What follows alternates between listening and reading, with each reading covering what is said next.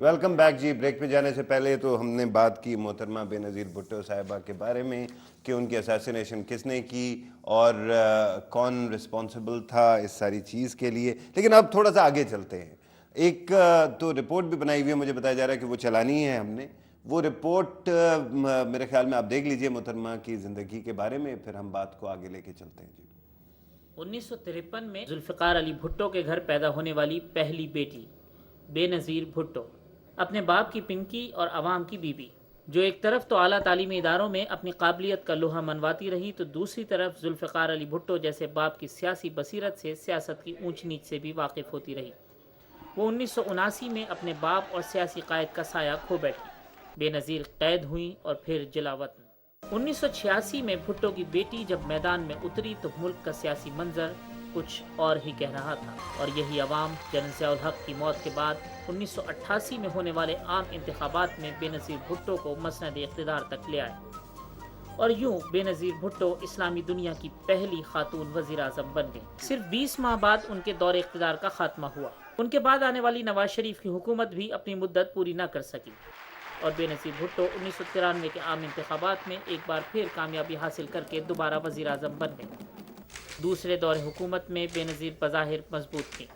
فاروق احمد خان لغاری کو خود بے نظیر نے صدر بنوایا, مگر ان کے اپنے صدر نے پیپلز پارٹی کی حکومت کو 58(2)B کے تحت برطرف کر دیا.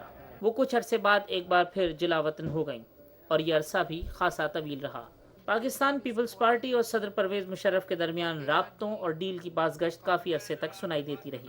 اس کے بعد بے نظیر بھٹو نے ایک بار پھر وطن واپسی کا فیصلہ کیا. 18 اکتوبر سن 2007 کو بے نظیر نے اپنے ملک میں قدم رکھا تو تاریخ ایک بار پھر اپنے آپ کو دہرا رہی تھی, مگر آنے والے لمحوں کا کسی کو علم نہ تھا. پیپلز پارٹی کی چیئرپرسن نے ہمت نہیں ہاری اور انتخابات کے اعلان کے ساتھ ہی اپنی جماعت کی انتخابی مہم کے لیے ملک بھر میں سرگرم ہو گئیں.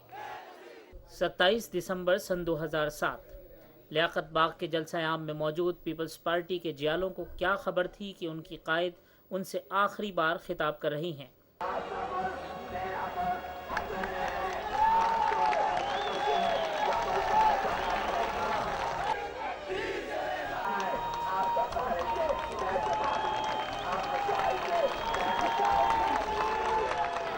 اور پھر کچھ ہی دیر بعد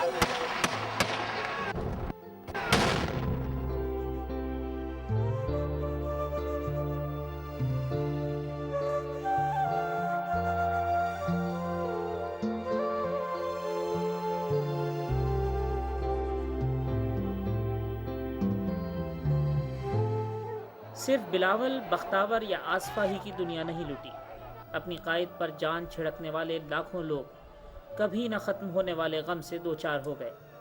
آج ایوانوں سے لے کر میدانوں تک زندہ ہے بی بی زندہ ہے کے نعرے گونج رہے ہیں. جی آپ نے دیکھی یہ رپورٹ, بڑی ٹچنگ رپورٹ ہے, اور اس کے اندر ایک انڈر کرنٹ جو ہے وہ یہ ہے کہ ہمارے ملک کے اندر جمہوریت کس طرح سے چلتی ہے اور ہمارے ملک کے اندر حکومتوں میں کیا کیا تبدیلیاں آتی ہے. چاہے وہ محترمہ کی پہلی حکومت آنے اور جانے کا نام ہو, چاہے وہ ان کی اسیسینیشن کا نام ہو. یہاں پہ بہت سیکرٹس اور مسٹریز ہیں جو کہ کبھی ختم نہیں ہوں گے.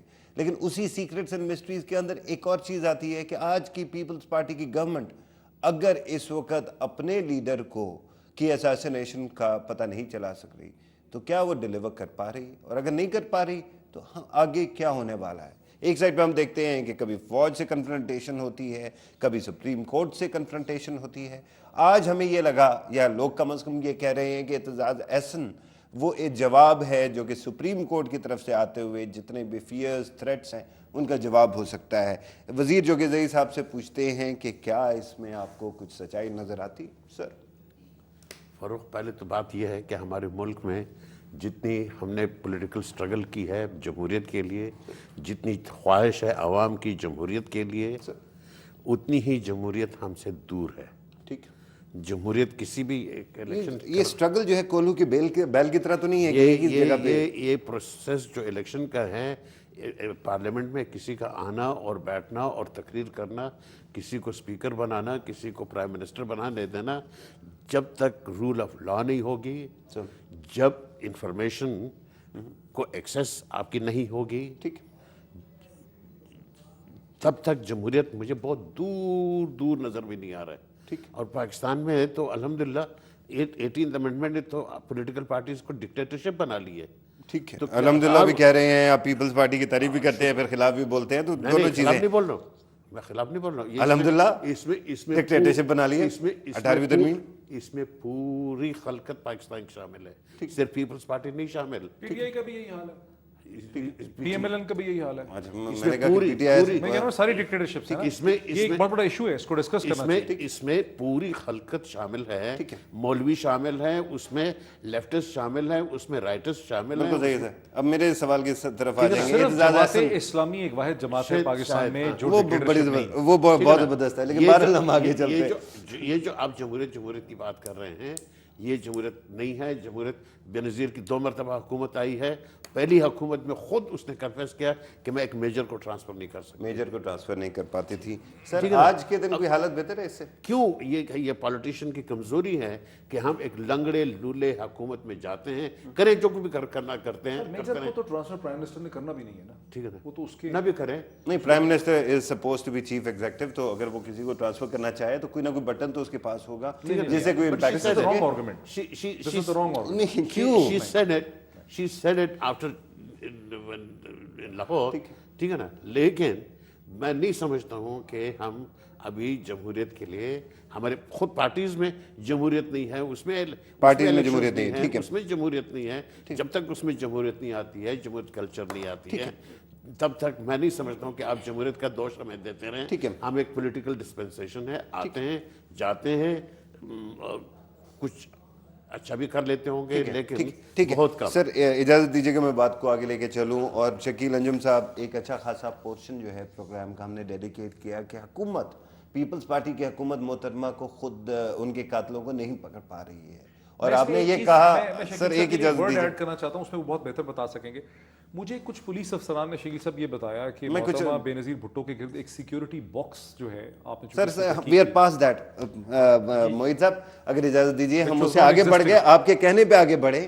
میں آپ کے پاس جو بات لے کر آ رہا ہوں وہ یہ ہے کہ اس کے کچھ آسپیکٹس جو ہے, اس وقت گورنمنٹ اگر اتنی لنگڑی لولی ہے اور وہ اعتزاز احسن صاحب کو آگے کرنے جا رہی ہے, تو آپ کو اس میں کچھ نظر آتا ہے کہ کوئی حالت بہتر ہو سکتی ہے اس وقت؟ اس اگر آپ میں گورننس کی لیول کی بات کر رہا ہوں, جب پاور نہیں ہے. گورننس وہ گورنر ہے ہی نہیں نا, وہ تو کوئی اور گورنر کر رہا ہے. کون کر رہا ہے؟ جو بھی کر رہا ہے, جن تک پہنچنا مقصود تھا. نہیں, اشاروں کی بات کر رہے ہیں. اشاروں میں میں کہہ رہا ہوں نا کہ کھل کے بات کریں, ملک میں جمہوریت ہے, ملک میں آزادی ہے, صحافت ہے. سارے رستے روک دیے انہوں نے ادھر جانے کے لیے جہاں جانا تھا. ٹھیک ہے, دیکھیں انہیں کلیئر ہونا چاہیے تھا. میں تو اس چیز کا قائل ہوں, اگر آئی ایس آئی پہ یا ایم آئی پہ, میں نہیں, اگر آئی ایس آئی یا ایم آئی پہ کوئی اشارہ ہوا تھا تو انہیں کلیئر ہونا چاہیے, انہیں بھی عدالت میں آنا چاہیے تھا. ٹھیک کہ عدالت کے ذریعے خفیہ کمروں میں بیٹھ کے, جیسے رؤف کمیشن نے, کمیٹی نے انہیں کلیئر کیا, کلین چٹیں دیں, اور وہ چٹیں لے کے مطلب اپنے آپ کو کلیئر سمجھنے لگے. اس کی کیا ضرورت تھی؟ اگر دیکھیں, اگر کوئی سرخ, میں شک وہی سے شروع ہوتا ہے نا, شک سے ہی آپ مجرم تک پہنچتے ہیں. 100 آدمی وہی شک کرتے ہیں, ایک مجرم نکلتا ہے.